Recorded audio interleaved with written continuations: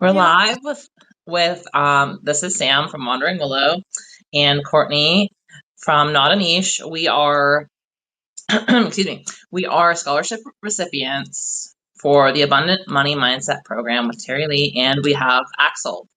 I don't know if you just go by Axel, like I feel like that's you feel much more important than just Axel, so please forgive me. No, I'm not actually. Oh, okay, all right. We'll just go with Axel.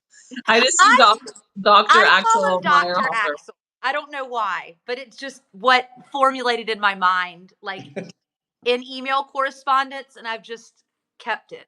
Dr. Axel. Either way is fine. Yeah, either way is fine. I'm actually surprised that our prime lady Terry is with us because I thought she wouldn't be able to make it today. She said she's just on for a few minutes before her next meeting. So, Okay, yeah. cool. Well, So so far, we seem to have maybe just 2 viewers, including Terry Lee. So, anyway, I'm over here moving my mouse on my computer, but I'm on the phone here, so I don't know why I'm doing that. But anyway, so what did you guys plan to talk about today? I was just gonna see what you had to say about it, honestly, and we will Okay, go from cool. there. so on Friday, we really just did not have a plan. And we got on and we just started talking, and it unfolded into an incredible discussion. So we decided we would hop back on today. But I was thinking that it would be nice for the viewers that were not here on Friday and that are joining to sort of understand a little bit like what this is and also who you are in this grand scheme of the abundant money mindset. So I don't know if you would like to kind of take the floor for a moment and tell us some details. We could start there. Yeah, absolutely. I'm happy to do that. So, in a way, how this all evolved was that I mean, from Germany and stuff, I'm a pretty logical person, and I came onto Substack a little more than a year ago and started posting stuff. And at some point, I would say like about middle, kind of like late summer, early fall last year, I started asking people, hey, give me some feedback, what's working, what's not working, what are you looking for, and so forth. And some people said, well, the content that you're posting is interesting, educational, really nice, but it also feels a little cold. And I was like, okay, that's not that surprising. I'm wondering what to do about it. And started reading stuff from other people and like Claudia Faith or Christina God or Terry and some others. And they somehow had a better way to story tell and to get kind of like the emotional component across. And so I reached out to Terry and said, hey, can we just talk? Can you maybe tell me a little bit about how you're doing this? And what she ultimately confirmed was that in many, many of her coaching sessions or other engagements, emotions and money are always somehow connected. And kind of people like being stressed is an issue in the context of money or being doubtful or having a mindset of scarcity. And I ultimately said, well, maybe you can help me, balance this a little better. And we talked about it, and I've tried, even actually established in my Ideal Wealth Grower publication a section called Emotions and Money, because I really kind of dug into this. And out of that came Terry's idea to say, well, maybe there are more people interested in getting some of the logical math, numbers oriented stuff together with the emotional mindset, kind of from the core outward perspective that she represents so well. And I said, yeah, absolutely cool. What are you thinking? And so we first thought, well, maybe we can do a little program where you do a little, I do a little. And I said, okay, that's cool. And then she told me about a fireside chat, and that's where the storytellers came in. And so ultimately we came to this design of 12 sessions that switch back and forth and have 3 sessions with people that are Substack famous. I call them Substack famous. To come in and tell a little bit about what they think and what they experience. Yeah, and so it's how the whole thing evolved. And yeah, I'm excited to get into this because it really appears that balance that Terry suggested is very much appreciated. Yes. It's in it. I love that you explained it like that because in my mind, I'm like, Dr. Axel is the practical and Terry Lee is the intuitive, but they're coming together in this kind of like powerhouse way to get us shifting our mind around money. It's quite brilliant. Yeah, I Exactly. agree. This is why I said it's all Terry, right? Like so. But it's also like really cool. And this is not necessarily a comment related to the abundant money mindset, but just like reaching out to people within the community of Substack and then, ending up collaborating or learning from each other or leaning on each other in some way. And it's just really part of the culture within Substack. It's really amazing. So that's very cool that all happened, that now everything's evolved and for you two to this abundant money mindset, which I feel very excited about. We know that. Yeah, I think part of it is, and to me this is honestly a new experience to some extent, is when I came to other social media platforms, it almost always felt, I wouldn't really say late to the game, but when the game and the rules of the game were already very well established. And that sounds maybe a little weird, but to me, in experience over the years, not only were they established, but the way they were used and applied, like Facebook or Instagram or even LinkedIn, to me felt like the behavior is deteriorating more and more towards purely selling or purely criticizing. And so when I first came to Substack a little more than a year ago, I felt a little bit fish out of water because it felt initially, or everybody said it's for writers, and I don't really see myself necessarily as a writer. But what it really demonstrated is care and empathy to be much more in the forefront of everything, like you just said, Courtney. And I think this is still the case, and I really, really hope it remains to be the case, so that more people who don't like this kind of combat environment in the other platforms and look for something more engaging and more friendly and so forth would ultimately come and join us here. Yes. I mean, I would have to agree. I mean, when I am on Instagram, I just feel like I'm constantly being sold stuff. Constantly. I don't feel like I see anything of value. I just feel like I'm made to feel like I'm not doing enough. Oh my God, like these people are making so much money doing this stuff and I'm just sitting over here not doing anything. What's wrong with me? And then you go to Facebook and everybody's yelling at each other and sharing memes and you're just like, whoa, this is so hostile or toxic feeling. And then Substack, it's like, ah, we're so kind to each other and engage in intelligent ways. Isn't that refreshing? It's a So, lot of collaboration on Substack. I like that a lot. And like, I'm just amazed at like the people that find each other, like Axel and Terry Lee. Like, that's really interesting. Like, you're so logical, and you're like, I need to infuse like maybe a little emotion, and then you end up with Terry Lee and like intuition. I think that's really cool. And I mean, I'm just kind of blown away that you're like, oh, okay, like you actually took feedback from people and was like, oh, this is cold. Okay, how can I, relate to people? yeah, And I think that's interesting though that we tie emotions to money. you know? I mean, I don't know if that's like your bag, Axel, like if you're as interested in that part of it, but you what is your interest, I guess? Like Well, the thing about it is, number one is decision making. And it's not necessarily news to me that a lot of decisions are based on what we like.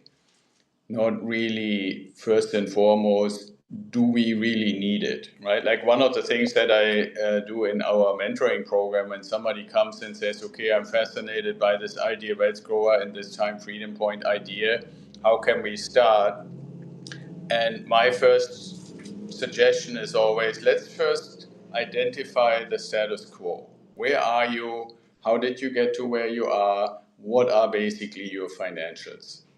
And there are these kind of funny stories. Well, I find them funny. And I'm not saying haven't been there myself. It's just, how often do you actually do a review like that? But give you one example. We go through and say, okay, well, tell me all the things that you pay, like any sort of subscription fee. And then people say, okay, well, I got this Paramount, and let me look. Oh, yeah, there's this Hulu, and I obviously got Netflix, and I need Amazon Prime for the free shipping. And then I also love my sports, so I have to have this, I don't know, Disney Channel sports package or so forth. And I'm just waiting and ultimately saying, okay, so do me a favor just for those. Can you add those together? And easily comes to like 150, 200, $250 a month if depending on how many people have. And when I ask this kind of cheeky question, what else other than watching TV are you actually doing all day? And then there is this pause, and people say, I'm not watching that much. I'm like, why are you paying 6, 7 different services if you don't watch that much? Besides the fact that most of what you're watching on these services is like 3 hours later available for free on YouTube. That's one of those things where, why did they end up getting these?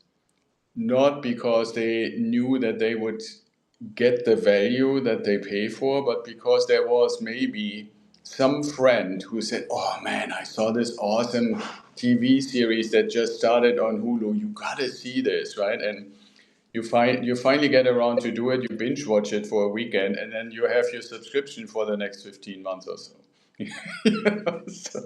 So the decision to get into it is emotional, obviously, or triggered by someone, but it's not really being reviewed. That's actually, anyway, from a behavioral advisory perspective, something that I really recommend is to ask yourself maybe once a quarter or so, of all the things that I have any form of subscription, just going through like whatever you use for tracking your expenses. Do I still need it? Do I still enjoy it? Do I still get the original benefit that I was looking for? And if the answer is no, especially, if you turn on your logical mind and come to the conclusion, I could get it back anytime. Right? It's not that if I stop my subscription that I would never, it's once in a lifetime. No, you can always get it back if you really feel you need to or want to. So, and the thing is, when sometimes I suggest just do a radical thing, other than the Amazon thing, just cancel everything if it's really true that you're not consuming that much, and see how much you're missing it. And it's pretty fascinating because ultimately, yes, we want to work with people who are ready to invest, and oftentimes more than $8 from Netflix and $9 from Amazon Prime. But it goes to the principle of saying, how many people are out there who really feel that between what comes in and what goes out, there is barely or nothing left. And that is also oftentimes more a feeling than really sitting down and doing the calculation and looking of where's the money going. And so that's just one example, where the decision to purchase has almost in all cases been somehow emotional. And because it's automatic, it goes either from your credit card or from your bank account. You don't even really see it every month unless you look for it. Yeah.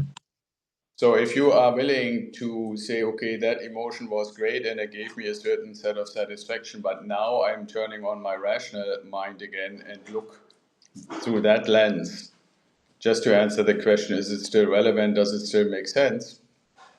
Well, then you oftentimes find out that it served its purpose and it can go. Yeah.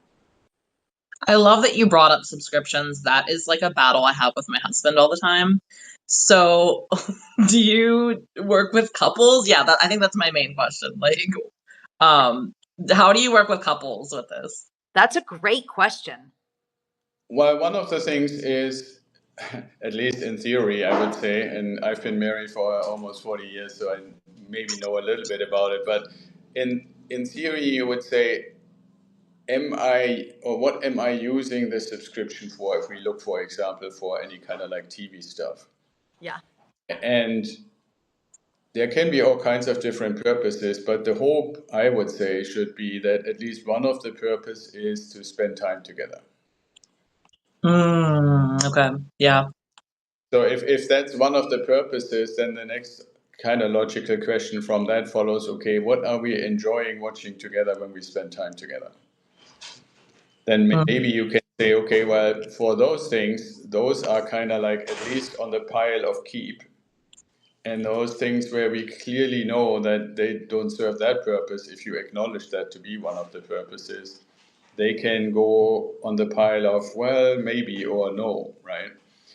And then it's a matter of asking yourself, what is realistic besides the time together, not time together, is if you say, okay, I'm spending X amount of money every month, but my real use is once every 4 to 6 months, then I'm going back to my, okay, are there alternatives that serve the same thing in an ever emerging and evolving media landscape where I don't have to pay for it? But the other part, and this is kind of leading a little bit to the first session in the program, is to look at what are my goals. And I said that last time. There are two types. The one is what we call the BHAG, the big, hairy, audacious goal, the really big one. And then what are some of the sub goals? And then also of those, which ones are shared? Right. So, give you a quick example. If one of the goals would be to say, well, we want to slowly over time start having investments that actually pay money into our pocket after we made the investment, so that maybe over time we can accumulate enough of those that we reach the point to decide, do we really want to still exchange our time for money, or are we getting enough money out of our investments? If that or something to that effect would be a goal, then you want to ask yourself, back to your question about couples, how important is that compared to keeping these subscriptions?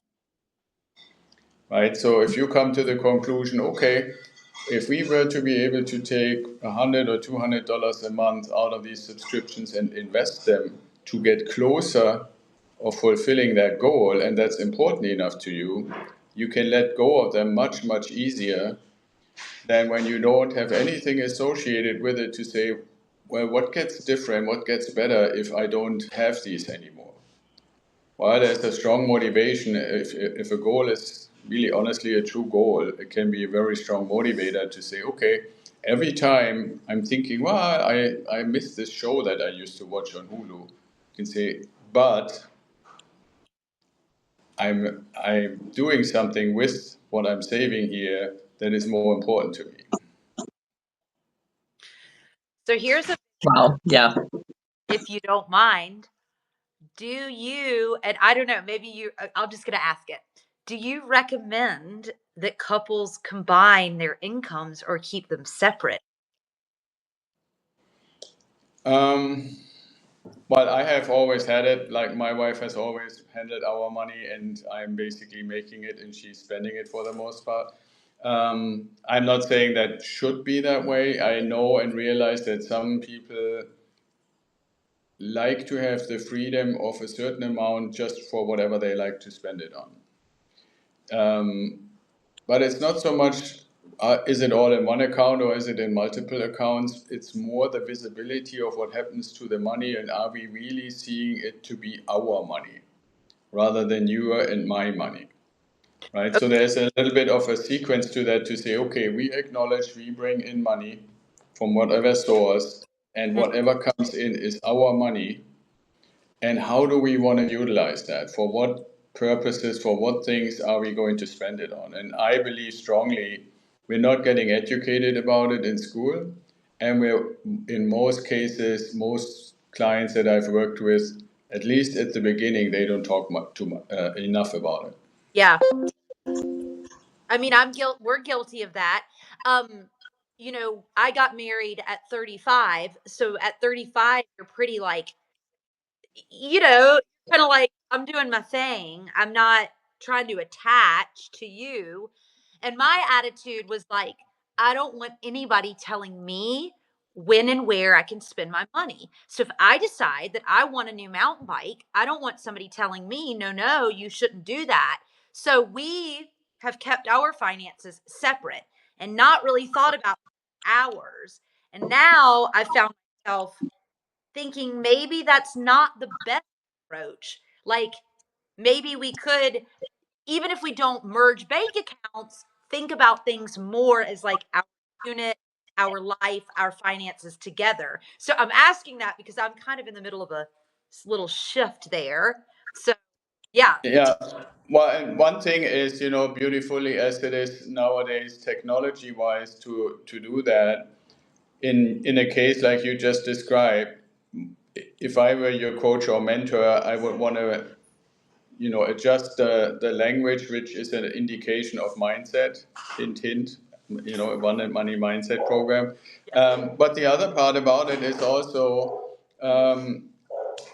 in my experience, things are not black and white. What they most of the time are, without referring to the books, but there are shades of gray, right? And what I mean by that is to say, okay, you have it this way right now. Instead of going all the way to the other end of the pendulum or the spectrum, to say, okay, why don't we identify what we feel comfortable with as what we can basically decide completely independently each month. Let's just say you feel, okay, I need to be able to know in my mind, at least for now, that I have $500 every month to do whatever I want with, even if that means most of it, 99%, goes into the family. And the rest goes in the pile in the middle, and your partner does the same thing. And you can see if that estimation, 500, 500, and the pile in the middle, works for you. The other part about it is, and that would be a caution, and I don't want to get too personal here in public, but there is a qualitative difference between thinking and speaking about your partner and somebody, right? You said, I don't want to have somebody have access to my money, right? And so that requires a little bit of, okay, how do I really see it? How do I really experience and view, to Sam's question, this relationship when it comes to money? This has nothing to do with any of the other aspects, but in the context of money, by just saying one sentence, you revealed a little bit about yourself, right? And so, yeah, sorry, but that's Getting called out today. that's an important component in a way to recognize. And first question would be, if we were to turn this into some sort of a session, I would say, did that just come out like that, or was that really more a reflection of how it appears to you, how you see it, how you experience it? Um, and that's also because I don't know you that well yet, to say I know what is flippant speech and what is, a little bit more thoughtful speech.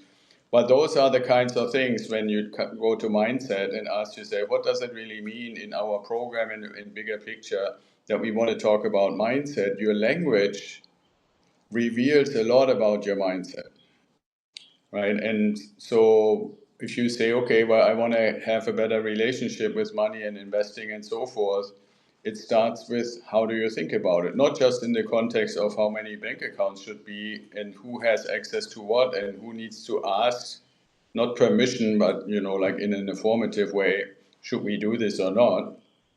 Like my wife and I speak almost about every not every cent, but most dollars that we spend is because we talked about it. right? And we have plans and we have reviews on a regular basis and stuff. And it's not for lack of trust, it's for transparency. Right? And so all these kind of things, how do you phrase it? How do you look at it? How do you internalize it so your language reflects your thinking? Because as you know, as Sam knows, as most of our audience knows, conscious thinking is maybe, if you're lucky, 20%. The rest is subconscious, right? And those things that just come out kind of like not really thinking much about it is the brain is just giving you the answer, unless you really challenge it. So those are a few things to consider in this context. How should it be? There is no one size fits all answer. It has to do with who you are, what's the relationship, what are you trying to accomplish, and then what's the best path for you and your partner to get there. Yes, I feel like my statement was a little revealing of a past self. Okay. I'm serious.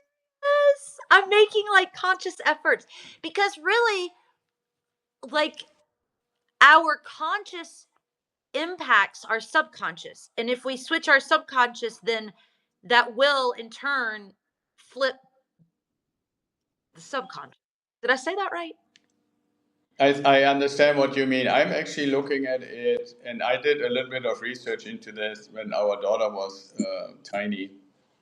It's quite interesting. The consciously thinking, this is all the way, by the way, why we feel exhausted when we take a course or we go to school or we went to college or any of those kind of things. It takes the brain a huge amount of energy to formulate conscious thoughts or basically think about stuff in an active way, compared to the brain tapping into what's already available, kind of like in storage, and just grab it. And I always say throw it in at the frontal cortex and then down the mouth and out, right? So that is very much easier than this active stuff. So some researchers, for example, just to give the audience a little bit of an idea, some researchers discovered or claim to have discovered that at any given moment there are about 10,000 sensory inputs streaming into us through the skin, through the eyes, through the ears, through everything. Now, if we really had to consciously think about that, just ask yourself, when was the last time you thought about that your eyelids need to water your eyes or keep them moist? When did you last time think about, oh, it's time to take another breath? Stuff like that. I swallow. No. Right? So that's all, like thousands and thousands of these things, regardless whether we are in a known or unknown environment, are automatically happening. And that is also true for quote unquote our beliefs. Right? And so when somebody asks a question tapping into what are our beliefs, our brain says, oh, I know the answer, and throws it out. And if you don't catch it, because you're really super conscious and paying attention, it just comes out. That's why I said earlier, and I'm not personal at all, Courtney, but that's why I say sometimes when we don't take pause and just, reset it without really like saying, let me think about that. No, it just came out. That is oftentimes in the sense revealing because it reflects what's in storage. This is, by the way, last point about this, why humans in general struggle so much with change. Because when you look at the energy needed to take something that's already in memory and just throw it out and let it roll, versus forming something new, right? When you go to habit forming, a lot of people have done research, and if you want to really form a habit, you need to do the same thing at least once a day for 30 to 40 days until you don't have to think that much about it anymore. And in most cases, when you then suddenly stop, it feels like you're missing something, right? That's the activity of habit forming. Mm-hmm. Well, compare that to just something comes in, brain does super fast analysis and throws the answer out. Effort comparison is like almost nothing to huge, right? And so that's when we say, okay, we want to change behavior, we are being forced to change. Like one thing, quick example I oftentimes give is, if you drive to work on a regular basis and you always drive the same route, there comes a point where if there were some new thing on the road and somebody, when you get to work and they say, hey, did you see this new sign, that advertisement there on the road? You would say, I'm not even aware there is an advertising sign. Why? Because you drove by there 100 times. There was never anything on it. The first 20 times you looked at it, and then you said, "Oh, it's empty." And then your brain says, "No effort worth looking there anymore." Yeah. Right? And oftentimes you don't even really know how you got to work because it's so automatic. Right? You can take a Zoom call and have a cup of coffee and drive to work, no problem. As soon as halfway through the drive, there is suddenly next morning construction and it reroutes you all over the place. You totally drop your Zoom call, you spill your coffee, and you're lucky if you make it to work. Right? So that's how strong and powerful this subconscious inherited thing goes. It can basically drive your car and allow you to eat while driving successfully without even thinking, like consciously thinking, right? And those are really, really important things to realize. Now, that doesn't mean that I'm constantly running around with the brain at like 89% or something like that. It's just a matter of being aware of it and listening oftentimes to ourselves on what are we perceiving, what are we saying, what are our statements.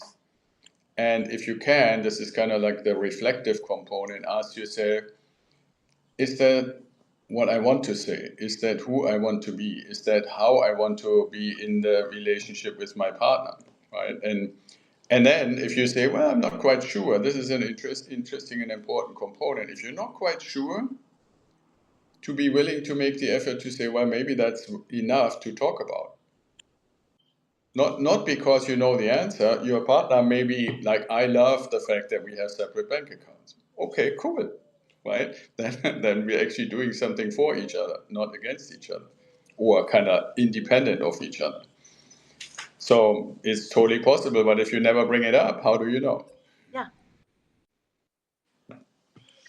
I had a question since you said it takes 30 to 40 days to like change your behavior to build a habit.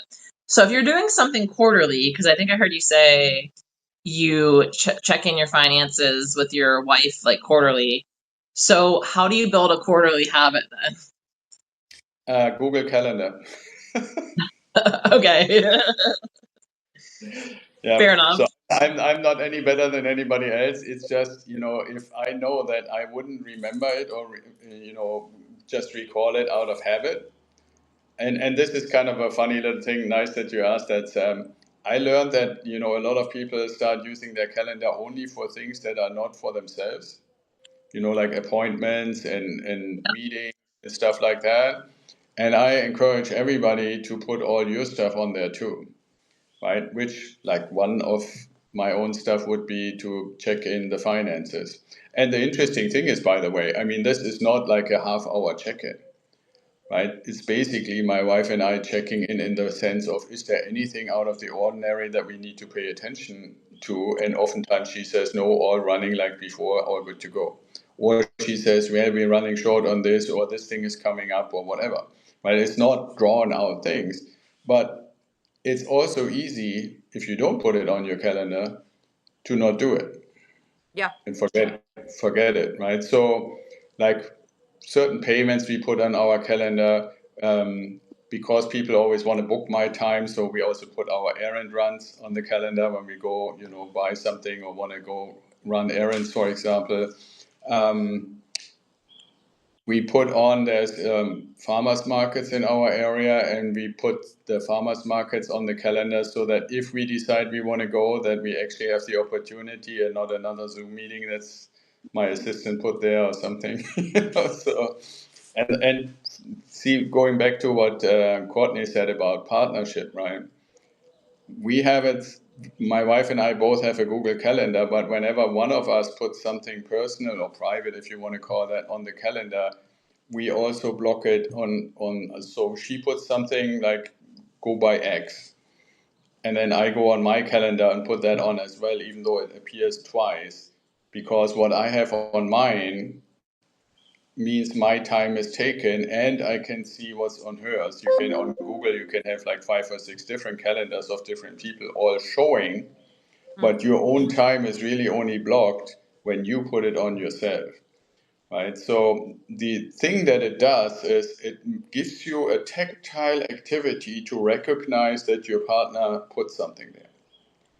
And that is much, much stronger for your memory, even if you forgot to look at it. And yes, the calendar is reminding you, but having put it in, with your own, what Fingers. does Elon Yeah. meat stick? Elon calls them meat sticks. I tend to, mine are meat sticks too because I can't type very well. But anyway, yeah, so doing it yourself is actually a strong reinforcement versus just somebody else did it for you and then you're supposed to recognize it and remember it and so forth. So short answer would be just put it on your calendar. Yeah. So, okay, well, then I have another question because my husband will make plans and I'm like, put it in the calendar because, I don't want to be bothered. But you're saying, I need to put it in also so I remember because you're right, I won't remember that there was something coming up. So, how often do you check in, your spouse's calendar? Well, see, the thing, now it goes a little further. What we have, and I started it and she basically took it over, is I have designated colors for everything, Mm, right? So I basically, so to speak, on Google, I assigned a color to her, and everything that's in that dark purple color that Google offers is hers, is from her. Right. And since I have to put it in, I also put it in the same color. So all the dark purple things that I see, whenever I check anything on my calendar, I know this is my wife's stuff or our stuff, you could call it. So if you purple it and she purples it, it's your stuff. Yeah, exactly. An hour thing. Yes, yes. But And it's also time that we need to go somewhere or do something together, or whatever. together, yeah. So, but if you have your own personal dentist appointment and she doesn't need to be a part of that, does she get it on her calendar too, but in a different color, or does it just remain on yours? No, she gets it too because both our calendars are basically connected to each other. It shows up. I honestly have to admit that I don't know if she has a color for my stuff, but I know it shows up on her calendar because Yeah. she sometimes even reminds me because I didn't look. I'm in a meeting and the time of the meeting goes literally right to the time I need to leave. And then she comes in here into the room and shows me that, hey, you better wrap this thing up because you got to go, Got it. Oh, So that happens too, because I'm an old chatter mouse, as everybody can probably tell. And so if I feel I can contribute something to a client conversation and stuff, and I haven't looked before, then I really have a hard stop. I have a tendency to go over. yeah. yeah. Oh, I So, appreciate that. No, yeah. so the tools are there, and I mean I'm not saying it has to be Google. It can be all kinds of different ones, Yeah. but the tools are there. The thing is, I don't recommend to just use the tools without a conversation. Right? Like I said before, Yeah. the bank accounts is the same thing. You want to sit down and say, okay, I would like to make a change because, and you have a reason. And either you know already the solution or you like your partner to make some suggestions of what a solution could be, what would they be willing. I mean, I needed to get commitment from my wife to actually do the entries as well. It is not good enough if I only do the ones that I want her to see. It's a two-way street basically, right? And then we agreed, and now it's totally habitual that anytime anything happens, either she or I rips out her phone and puts it on, right? So Cool. So we've gone Yeah, I love that. from with money to the idea of the relationship and partnership with the money. Um, yeah, I would love, and you talked about, the idea of looking at stuff you're spending money on, all the time, the subscriptions, and then making the choice. Would it be better if we took this money and invested it? So you said investment, sometimes I think people feel, and myself included, like I don't have any extra money to invest. But maybe that's not a great way to think. So I don't know what your thoughts are back to that. Just like the idea of investment and the different ways we can invest. And what if we don't feel like we have enough money to invest? Do we actually? Is $5 a month enough? I don't know. Well, enough is not a great term in that context because it kind of precedes what the goal is. Yeah, you're right. Right. If you say the goal is I want to reach a passive income at some point in the future that is $3,000 a month, and then you ask me if I do $5 a month, what's the likelihood of reaching that in this lifetime? I would say zero. Right? It's mathematically impossible if you invest $5 and you want to get to 2,000 passive income. So it's a ratio that's there. But I think what you really ask is how small an amount can I start with? Yeah. Right? Which is a little bit different. And there are two kind of funny answers. I would say fundamentally and habitually, no amount is too small. And at the same time, just before I get to the other point, we underestimate how money accumulates. Now, some people are today already very, very digital, so they don't have this tactile experience of like $20 bills and coins in your pocket and stuff. I, by the way, strongly, for anybody who feels that you're struggling a little bit with money, I strongly recommend that you handle more cash than you do now. Why? One thing to your question, Courtney, about is $5 enough? If you use cash and you say, I make it a habit that at the end of the day, I never want to have any coins in my pockets or anywhere on me, with me, and then you get yourself a big jar. And at the end of every day, you empty whatever has accumulated in coins into that jar. If you are a normal spender who is out doing normal life, I guarantee you it's more than $5 a month. That's They just one thing to say, are, right? yeah. Right, yeah, because all the numbers are like, ending up in like one time you pay 10.25, so you have 75 cents minimum in coins or more. Next time you pay 5.53 and you have 47 cents in coins. And most of the time we have gotten too lazy to take our coins out and see if we can make it, so we just give a bill, $5 bill, you get, $2 something in coins back. So that's just one way to say almost subconsciously accumulating way more than $5 a month by just throwing the coins in a jar. There's also from being your mentor and coach, if we were already in the program, to say this activity of every day putting the coins in gives you a visual representation of accumulation of money. So you literally see it. Right, and then you can determine, how big a jar do you want to take, and how much. When the first time it's full, you go and you find out, wow, this was $80, right, or something like that. And you can say, well, that's about the right size jar for a month, or not, or you need a bigger one, whatever you discover. So that's one thing. Now, the other answer I want to give is, since my main area of help in investing is in real estate, the minimum there that you would have to have is $50. With $50, you can start investing in real estate. Now, if it's $50 a year, it again is the same answer, right? You would never get to $2,000 a month in your lifetime, unless you turn 350, like these latest discoveries on Social Security. That 350-year-old person, but normal people don't. But it can start with $50. The other thing is, not every investment is the same. And what's kind of interesting is real estate, most people don't even realize that it can start with $50. But you can take your $5, since you asked me this, I give you one example. It's not quite $5, it was $6. I did some research to ask myself, for the purpose of diversification, what kind of stocks would I be interested to invest in? And I found a company that is revolutionizing how government agencies, especially the military, which is kind of part of my background, my first half of my life, is using software to organize their operations. And I looked at them and thought, oh, wow, that's a really cool thing. And the government always pays. So, good business to be in. How can I invest? And at the time, the stock price was $6 a share.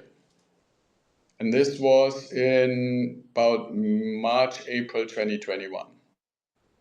Right? And so I didn't know if this is going to go anywhere. And I put those $6 every month into a share. And then it started $6, then it was 5, then it was 7, then it was 8. And admittedly, even when it went to 11, it wasn't a problem to put $11 to get a share every month. Well, in December, they were at 120. So here we are from middle of 2021 till now. Now, am I saying I'm the greatest stock picker in the world? No, it didn't have anything to do with it. And I still have all the shares, and I'm probably not going to sell any of them because it has a different purpose in a way, right? But what it demonstrates is you don't just go and say, can I find a stock that costs $5 or $6 just to buy any stock? What you want to do, the same as real estate. You wouldn't want to buy any house, just any. And you want to figure out what you're really interested in, what kind of property is that, and then you go after it. And the same thing in my example with the stock. I looked at what stocks do cool business that is probably for the long term, and I have some kind of connection relationship to it. And when my amount was so little, like you said, is $5 enough? It was 6 in that case when I started. It was so little that I thought, okay, well, I can risk that, right? But it also taught me, and anybody who's listening, to pay attention. The same thing like we pay attention to what we spend money on. If you check into that stock every 3 months, you can see what is it doing, right? And most of those things, they don't go from $6 to $600 in 3 months, right? So 3 months later, it's maybe $11 or $8 or whatever, right? But you build the habit to check in. You can put that on your calendar too. And I think you can see that these things are not all unique. They are basically a way of organizing yourself in the context of money.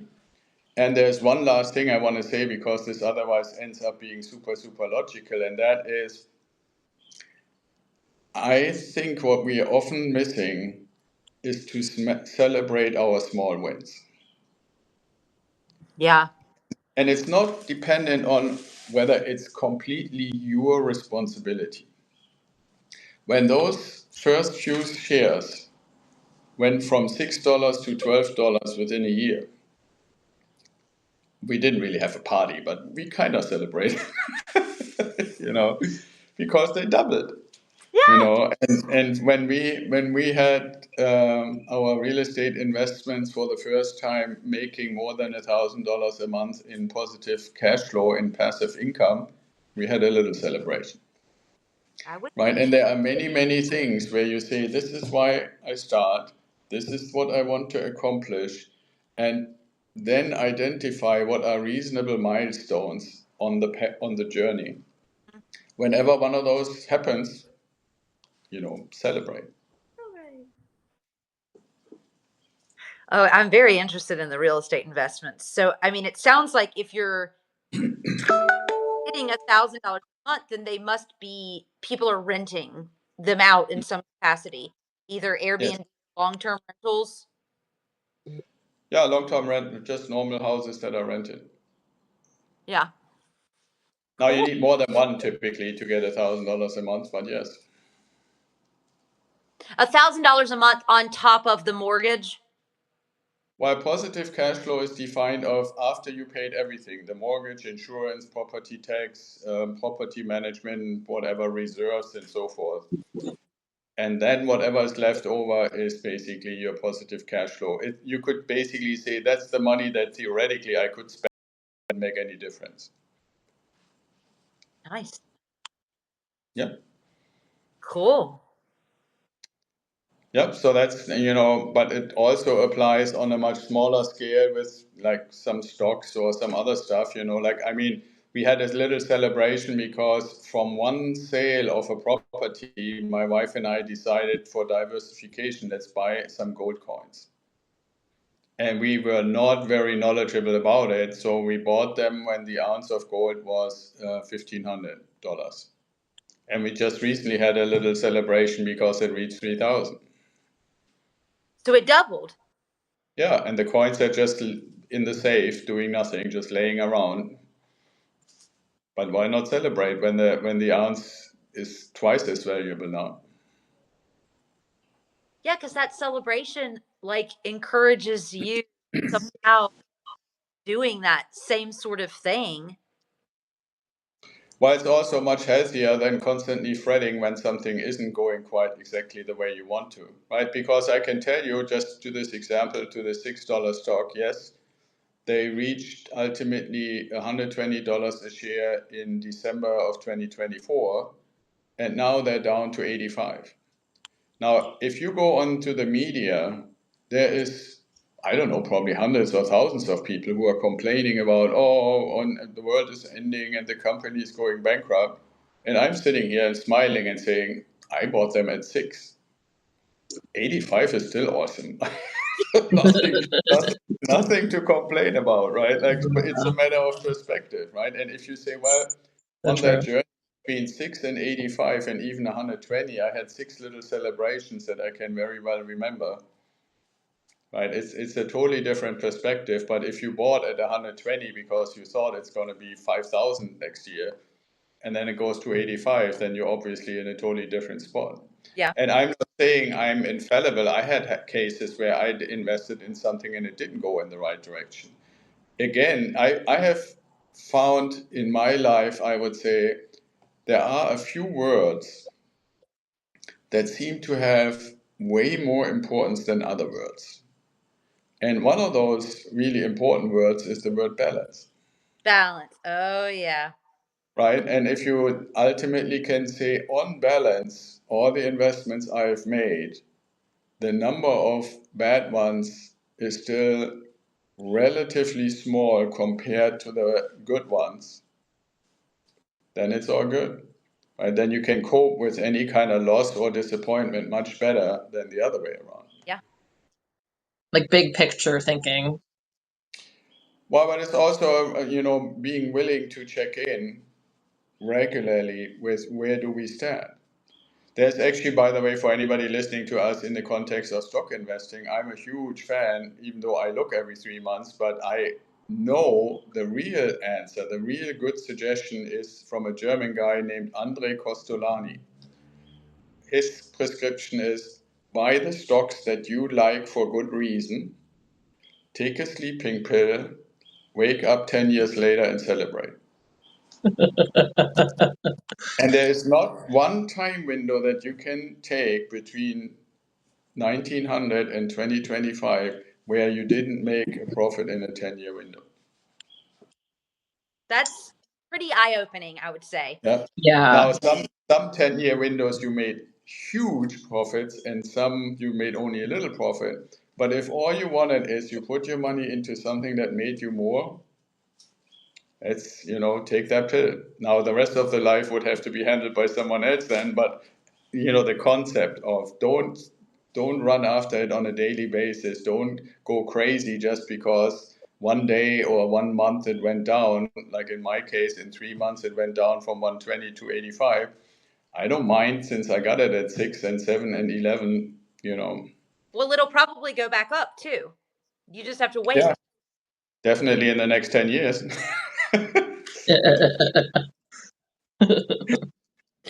Yeah. Well, so you said you were going to give us a few words, I thought.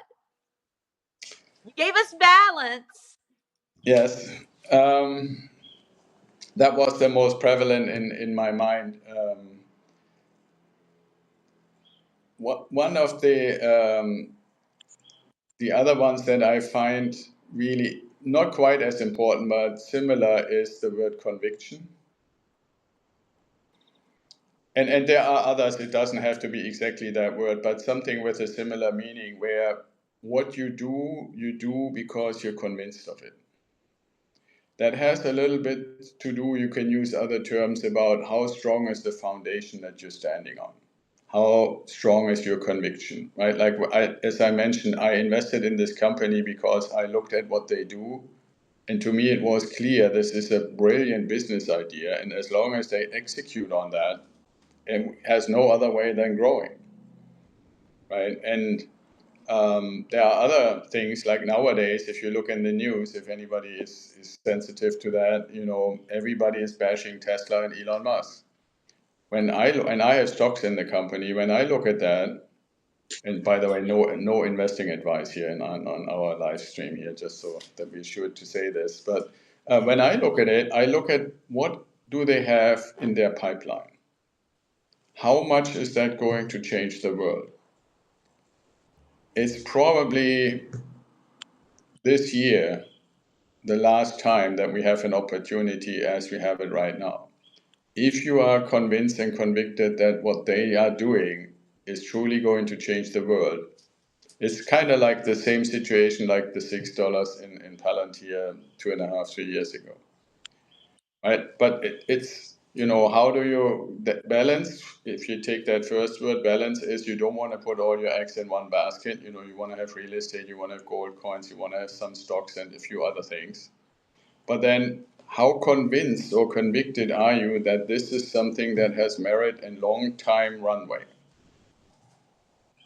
And if you can, when somebody starts criticizing what you do or wants to tell you that how can you drive this thing or own stock in this thing and so forth, and you are convinced and convicted, this is what I believe in. As other people call it unshakable confidence or whatever, but it all goes in that same direction. Don't just use money and put it somewhere. A guy that I really like, his name is Stephen Mark Ryan, he always says, hope is not a strategy. Right? You want to know why you're doing something and you want to be able to explain it to other people. They don't have to agree. It's more for you to reconfirm that you are still convinced and convicted.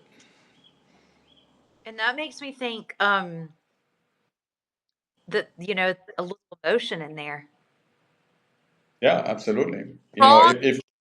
If you don't like it, it's very, very hard to be convinced of something being the right thing for you and hating it at the same time. Yeah. That's a good point. Yeah. Yeah. You got to most of the time we like it first and then we look a little deeper and then we like it more and then we at some point convinced, yeah, that's the right thing for us. It could even go all the way back to what Courtney was asking about relationships. Right? It's kind of how It always comes back to relationships. Well, the we're relationship with money, the relationship with your partner, the relationship with your job. yeah. with your stocks. Yeah. We're about at the hour mark now, so we're going to wrap it up. Is there anything that anyone wants to say? Any final words, Axel? I wonder if there are any questions. Did anybody post any questions? Did you see I any? didn't see any in the chat, and I didn't get any before the call either. But So, not yet. Yeah, well, one thing I like to say, and this may be a little cheeky, but we just had a little bit of a conversation that I would say represents maybe the tip of the iceberg that is abundant money mindset. So if anybody got kind of intrigued to say, wow, this is an interesting conversation, we touched on a whole bunch of things kind of briefly, then I would encourage people to check out our publication and hopefully decide to join us and dig a little deeper throughout those 12 sessions that we're going to have. Yeah. It's Yeah, so I'm looking forward to it. really touched the tip of the iceberg. It feels like it's so deep and there's so much to it. And yeah, I'm just excited because I know for myself, I need this. Yeah, I'm excited to learn more with you, Axel, and with Terry Lee. I'm definitely looking forward to what we start on April 15th, right? April 15th. Yep. And today's 29th. Oh, 31st. Tomorrow's April 1st. So we're rapidly approaching. I say rapidly because time does have the tendency to move quickly. But anyway, this has been really insightful and informative and fun. So yeah, I hope some of you guys out there will join us on I April. hope so too. Thank you. Thank you. Thank you. Yeah, everybody. Thanks for being here with us. Thanks, everyone. Hope to see you at Abundant Money Mindset. Have a good day. All right. Bye, Bye-bye. y'all. Thanks. Bye.